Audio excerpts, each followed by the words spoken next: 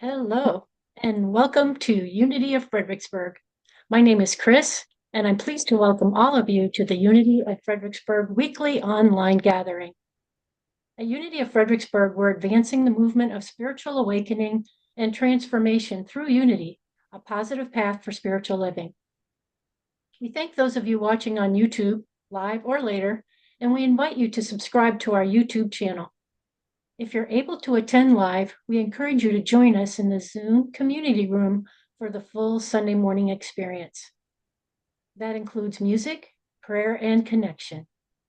Our weekly newsletter includes the Sunday service link, and you can subscribe to receive that on our website at uofva.org. For everyone local to Central Virginia, Unity of Fredericksburg offers a variety of fun and enriching in-person gatherings every month. Subscribe to our weekly newsletter at uofva.org for all the details. Our message today comes from our minister, Reverend Cheryl Fair. Now, here's Reverend Cheryl. Thank you, Chris, and welcome, everyone. Today is February 2nd is our broadcast date, so welcome to February. I'm glad to be here with everyone who's with me right now in the Zoom room, and those of you who are watching on YouTube, whether you're watching now or later, we are so pleased to have you a part of this energy that we call Unity of Fredericksburg. So welcome to February, friends. It felt to me as if January was just going on forever, so I'm glad to get us into February. I've got a couple quotes for you about February. This one's from David Lamott, who's a songwriter and author. February is the bridge that connects the promises of the past year with the hopes of the year ahead. So that was nice. And here's a quote from author Bella Andre. February is a second chance, a fresh start to pursue our dreams and with renewed determination. So for those of you who feel like you might have already kind of lost track of your intentions for 2025 and all of those kind of things, and if you do New Year's resolutions, if you've got lost track of that, well, February gives you a fresh start, right? A fresh start. I want to let you know that later on this week, on February the 4th, I'm looking at my calendar, so that would be Tuesday, is known as Rosa Parks Day. February 4th was Rosa Parks' birthday. Now, some people honor Rosa Parks on December the 1st, because on that day in 1955, after a long day of work, Rosa Parks boarded a bus in Montgomery, Alabama. So she took her seat in what was called the colored section, and she rode the Cleveland Avenue bus home, but the bus started filling up. So the Montgomery City Ordinance allowed bus drivers to assign seating. However, the ordinance did not permit them to demand passengers to give up their seats. Despite this, there was a culture and a custom that once the bus started getting full, the driver would ask Black passengers to give up their seat. So this was happening when the bus driver asked Rosa Parks to give up her seat. She refused, and she was arrested. And what followed is civil rights history. On December the 5th in 1955, the courts found Rosa Parks guilty of violating the city ordinance, fined her $10 plus the court fee, and African American leaders organized the Montgomery bus boycott for the day of her trial. And the boycott succeeded and lasted several months. And this act of civil disobedience elevated Rosa Parks into a pivotal symbol in Americans' civil rights movement. And she was honored by Congress as the First Lady of Civil Rights and the mother of the freedom movement. So think of Rosa Parks on Tuesday, February the 4th, Rosa Parks Day. Here's a couple quotes from Rosa Parks. I have learned over the years that when one's mind is made up, this diminishes the fear. Knowing what must be done does away with fear. And here's one more quote from Rosa Parks. I believe we are here on the planet to live, grow, and do what we can to make this world a better place for all people to enjoy freedom. So that's a little bit about Rosa Parks. February is Black History Month. So we will have some in-person events in Fredericksburg that will line up with Black History Month. We've got a couple of lectures at the university that will be attending in person. And there will also be links in our newsletter every week to resources about Black History Month. So, and of course, the work of Black History Month knits together nicely with our focus for the first quarter of 2025 as we follow the season for nonviolence. So, just to review, the season for nonviolence was established by Arun Gandhi, that's Mahatma Gandhi's grandson, along with the Association for Global New Thought.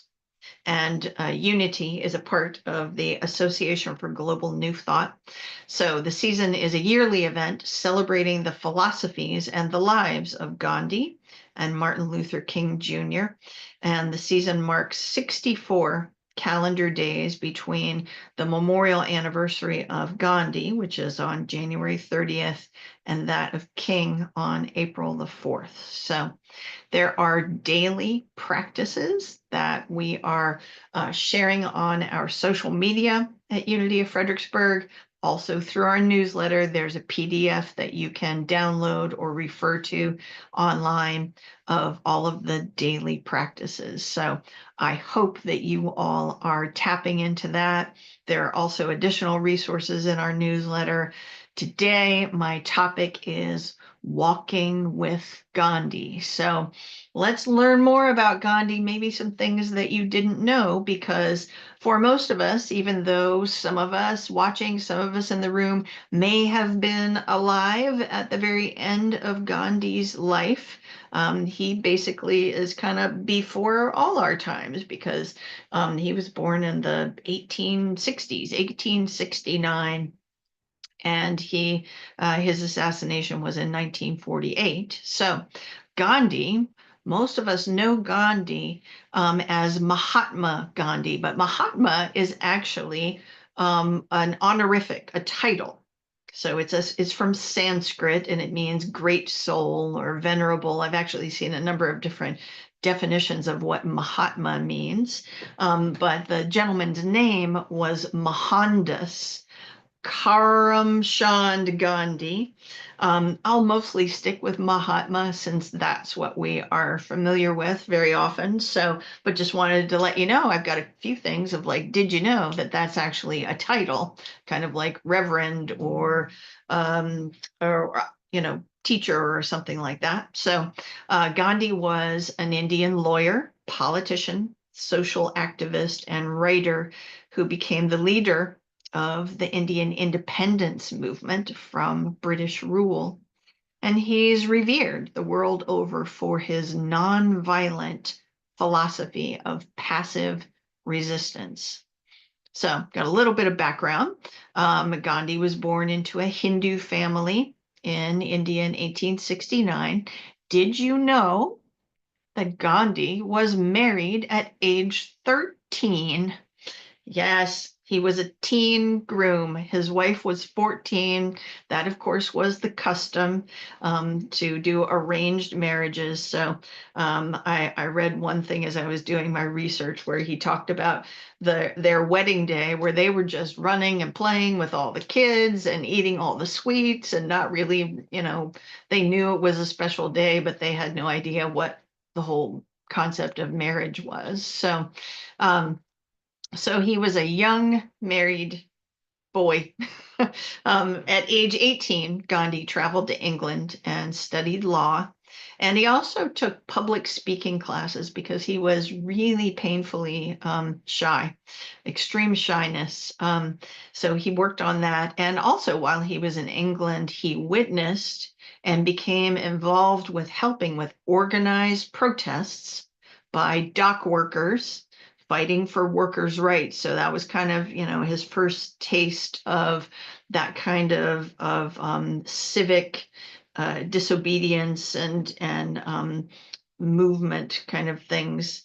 And so he got his first taste of that in England, and he completed his training in the law at age 22. He went back to India, but he really had trouble getting a law practice off the ground. So he ended up taking a job in a shipping company in South Africa. So another, did you know about Gandhi? That Gandhi actually kind of became the Gandhi that we know when he lived in South Africa for 21 years. So, kind of think of him as a guy from India, but 21 years of his adult life, he was in South Africa. And it's in South Africa that he developed his views on ethics and politics and racial justice.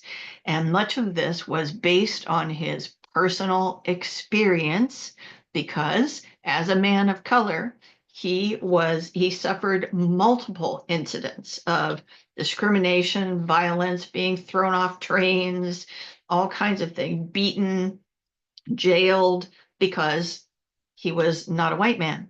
And so he learned about it firsthand. He advocated, there was quite a population of Indian workers in South Africa. So that's where he really became involved, and all of these things came together for him. So beginning in 1906, Gandhi led a successful campaign of civil disobedience that would last for 8 years, working to better the situation for Indian workers in South Africa. And when he returned to India, it was in 1915, he was 45 years old. He immediately got to work in India, organizing peasants and farmers and urban laborers, all in protest of the practices of the British Empire, which was in control of India.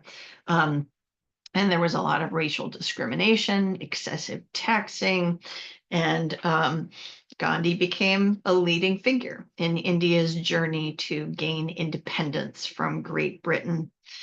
And he did that practicing all of these things that he had been learning about for years, a series of nonviolent protests. So that's kind of the history bit. We're not here for history, right? And I'm not a historian. So we're going to take a closer look at how he did this. But I want to remind us what we talked about last week. Not everyone was here last week, and we can always use reminders, can't we? So as we go through this season of nonviolence, I want to remind you that we are doing that at the first level, on a spiritual level, right? The mission here of Unity of Fredericksburg is spiritual transformation. So nonviolence on a spiritual level. So I'm here to ask you, my friends, what beliefs do you hold in your consciousness that taps into the collective consciousness of the world and perpetuates the existence of violence in human culture? Are you one of those people that says, it just is the way it is? Well, that's a belief that helps perpetuate violence of all different kinds. So are you, my friends, willing to take a leap of faith and actively envision a world without violence? Now, we also want to look at nonviolence on a personal level. So within your consciousness, what is the quality of your self-talk? Huh? Are you calling yourselves names? Are you judging yourself? Oh, look at that stupid thing I did. Are you willing in this season to look at your own self-talk and self-judgment and see what you can do to change the climate of any violent judgments and self-talk? Are you willing to do that in this season? We're also looking at interpersonal, and how we interact with others, including in our consciousness. So, as you observe yourself, is your brain very busy judging other people? Like, that outfit doesn't look good. You don't look good today. He shouldn't be doing that.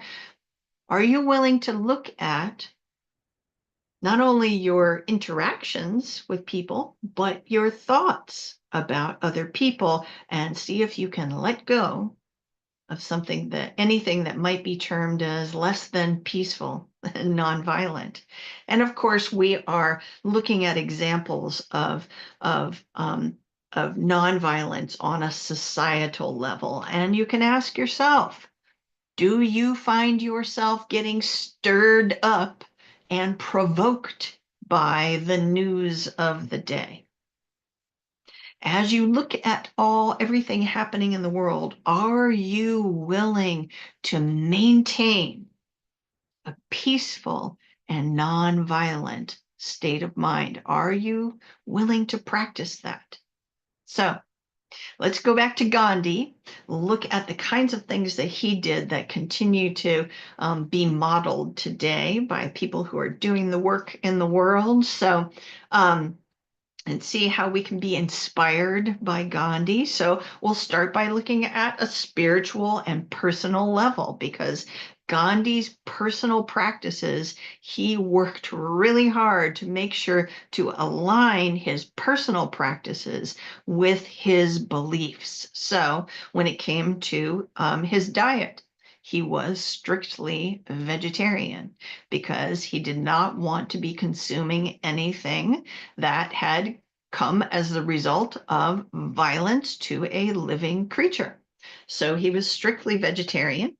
Um, and his clothing. So literally, my friends, he learned how to take the flax, spin it into thread, make it into cloth, and he literally, once he moved into, his like by the time he returned to India, he literally made his own clothing and wore the cloth that he made. So talk about somebody who was like on point.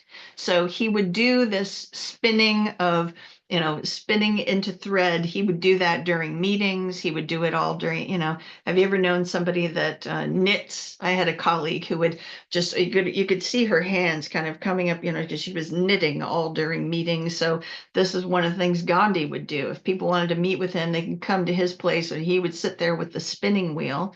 And he spent plenty of time in jail.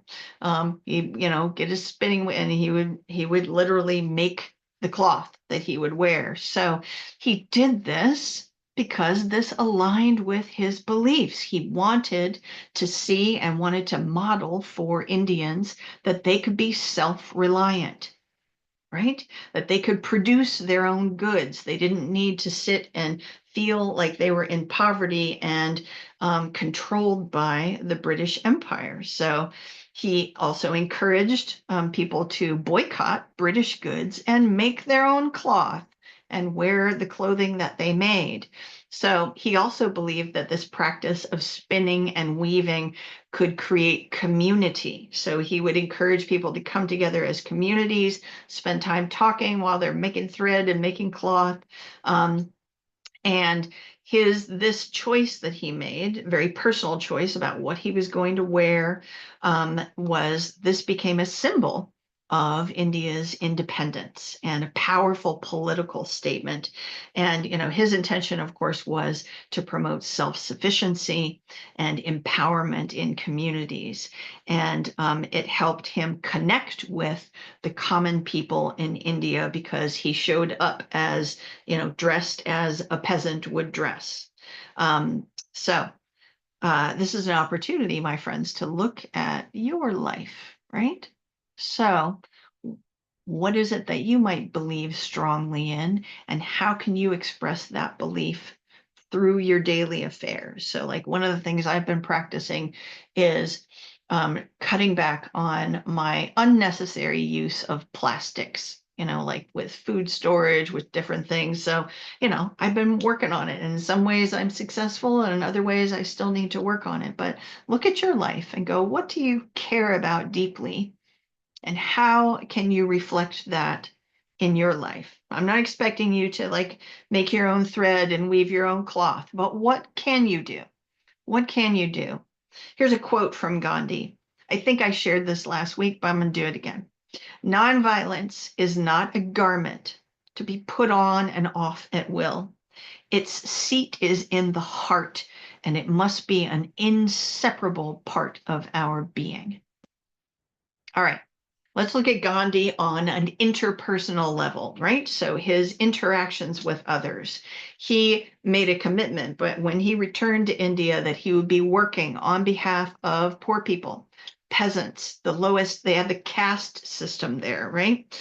Which was like enforced by the British Empire. So he was working on behalf of the lowest caste, and the lowest caste in society there are called untouchables. So he literally refused to like stay in hotels or ride in the fancy train car. He refused luxury accommodations. He refused any kind of luxury accommodation in travel. He would walk and talk with the poorest people. He walked anywhere. More on walking later, because my title is Walking with Gandhi. Um, and, he wanted to be talking and connecting with people, even those who were labeled as untouchable. He talked quite a bit about the practice of smiling. And that is, if you've been paying attention to our daily practices, that was one of the practices, was smiling. Just the practice of smiling, and how powerful that is in opening up space to interact with others. So again, look at your life. How do you show up when you are in connection with other people? And what can you do to express more love and compassion in the world? Here's a quote from Gandhi. If I'm to die by the bullet of a madman, I must do so smiling. Now, prophetically, he said that 2 days before he was killed, but his declaration of I must do so smiling is, he's talking about the love that he claims in his heart and with his beliefs has to be in his body and in his expression and in the way that he shows up in the world. All right. Now, Gandhi on the level of kind of larger community beyond person to person interaction, one of the most powerful things that Gandhi practiced was what we might call the power of the purse. So he was emphatic about purchasing only locally made goods rather than the goods that were imported by the British. And he coordinated, of course, boycotts, because that was a perfect way to be, civilly disobedient. So he arranged boycotts of British goods to support local businesses, local communities. So again, look at your life and the flow of good in your life, right? And the flow of money in your life. And ask yourself, how can you step deeper into expressing your beliefs through how you use that tool of money, right? It's something that we're familiar with. We hear about this. Gandhi was a great kind of way shower for us of this. Here's another quote from Gandhi. A small body of determined spirits fired by an unquenchable faith in their mission can alter the course of history. All right, now we know that Gandhi is well known for how he showed up in larger society, in the world. And we know that he was a person who was able to stand in his truth even when he was violating the law. So if you add it all up over the course of Gandhi's life, he spent about 6.5 years in prison for civil disobedience in smaller bits over time. So, it's an important thing for us to look at. Have you ever been willing to break the rules when you know that the rules are representing injustice? and stand up for something you care about? Can you see yourself doing that in the future? And what would be that important that you would be willing to do that? Here's another quote from Gandhi, because Gandhi did all of these things in service to others. Here's his quote: "The best way to find yourself is to lose yourself in the service of others." All right, here's another example. Gandhi used the tool of hunger strikes 18 times as a way of protesting British rule in India. He would fast to protest British actions, such as their proposal to separate castes of people. He did it to support the rights of the untouchables, to promote Hindu-Muslim unity, to end riots. He did it for a number of different things. So look at your life. Now we'll be coming up soon on the season of Lent. I forgot to consult my my calendar to see when. Let's see. Lent starts on March the 5th. So we will often talk about fasting during Lent. But you can start thinking about it now. What are you willing to fast from as we work on being a part of this season for nonviolence? Are you willing to fast from the news out there in the world? Because as soon as you start taking it in, you start participating in it, right? Are you willing to fast from that?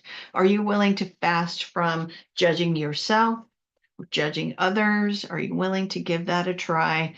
Are you willing to practice like Gandhi did and try to make change by withholding from participating in things that we might be able to term violent in a larger sense of the word? Now, lastly, I'm talking too long as usual, but I get excited, right? So we're talking about walking, right? Because my title was Walking with Gandhi. Gandhi walked a lot. And a lot of us, I can be all proud of myself when I go out and walk for 2 miles. Gandhi walked an average of 11 miles a day, because he was not getting in the car. He was not taking the taxi. He would walk to wherever it is that he needed to go to meet with people. During his, the different campaigns that he worked on from 1913 to 1948, he walked a total of 50,000 miles. So walking was another way in which Gandhi insisted on living the same kind of life that the peasants lived. So if they didn't have a car, if they didn't have money to catch the bus, he was not going to do any of those things either. So he turned walking into a form of nonviolent demonstration, which we're very familiar with, right? So he was a wonderful model for that. The most famous was called the Salt March. So the British put a huge tax on sales of salt, and they made it illegal for Indians to produce their own salt. So Gandhi walked 240 miles across India, gaining more and more followers as he went, all the way to the sea, to then participate in harvesting their own salt and making salt. And 600,000 people were arrested in that effort, in that, peaceful protest. So here's another quote from Gandhi: "In a gentle way, you can shake the world."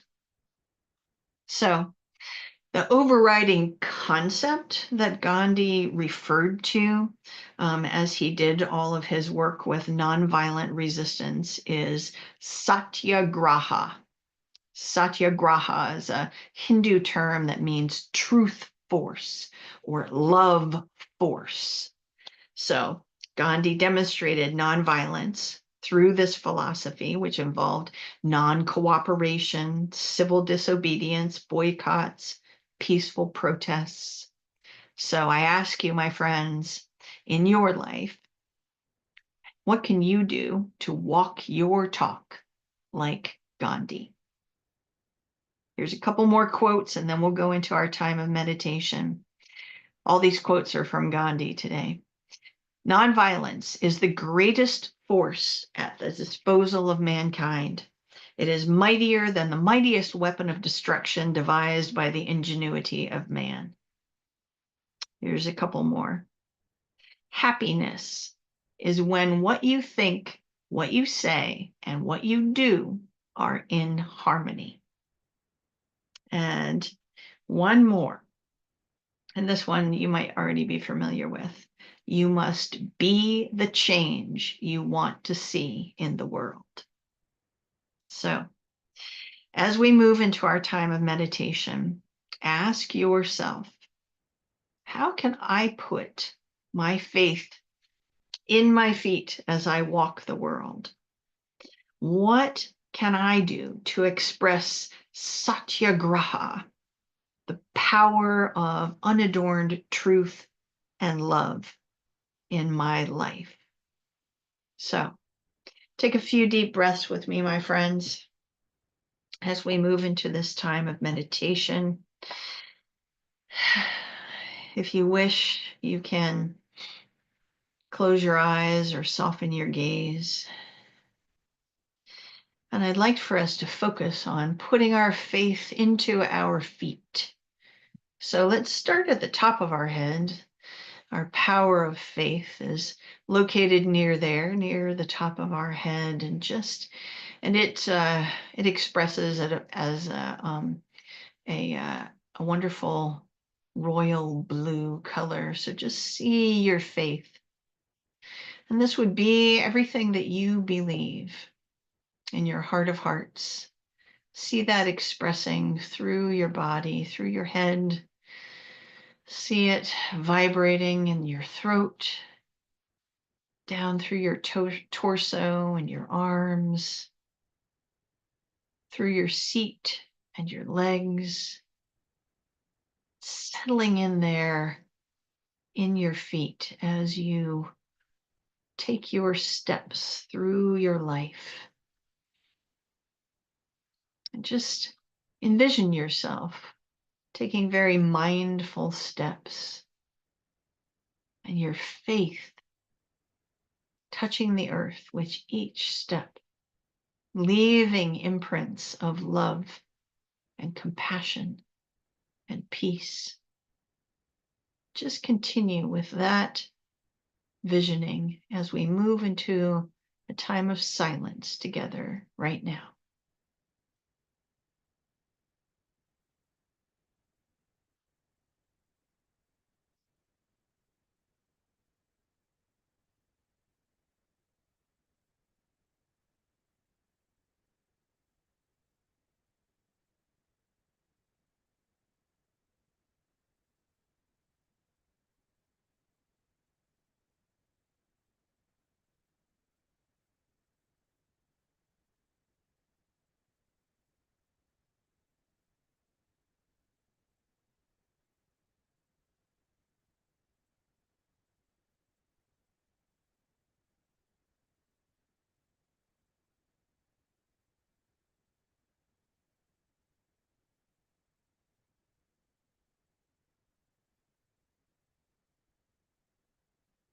Feel the feeling of when your feet touch the ground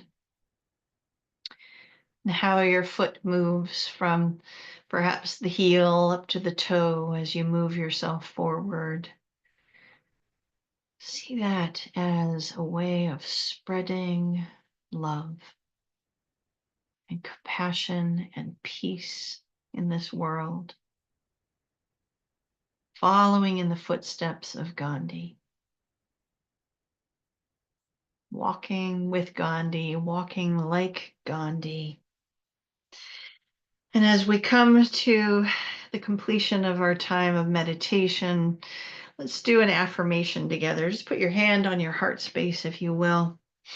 And I'll say it for it, and then I'll say it for you, and then we can repeat it a couple times, all right? I walk in faith, expressing the power of love, and I am grateful. Say it with me, friends. I walk in faith, expressing the power of love, and I am grateful. Want to do it one more time? Let's do it one more time. I walk in faith, expressing the power of love, and I am grateful.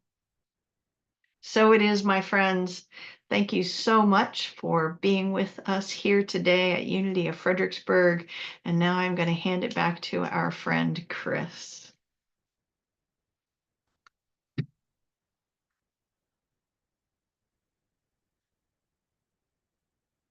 Here we go. Oh, thank you. That was so fascinating about Gandhi's life. And boy, I learned a lot. Thank you so much. So, everyone out there, thank you for watching the weekly broadcast from Unity of Fredericksburg. Visit our website, uofva.org, to learn more about our mission of spiritual awakening and transformation. Support our ministry with your financial donation. Thanks for watching.